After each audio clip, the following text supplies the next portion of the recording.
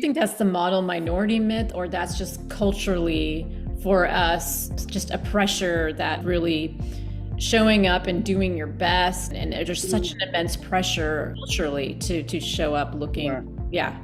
Sure, there is the pressure in our cultures to do well, particularly as immigrants coming to this culture where, you want to do well. Your parents have made a lot of sacrifices often, or your grandparents, or whoever came over.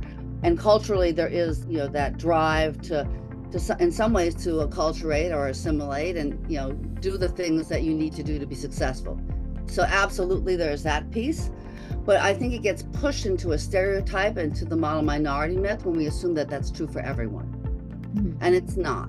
There are people who struggle, struggle academically, have learning disabilities, whatever. And that model minority myth has a very strong impact on people in our communities who are struggling for a variety of reasons, having nothing to do with their ability sometimes.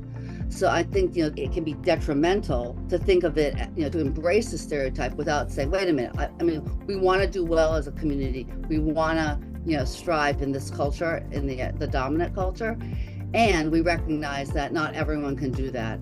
And that, in terms of the conversation we're having right now, and that mental health concerns are in our community, and they do impact us. And when we pretend that they're not there, or the society pretends they're not there, we don't get resources, for instance.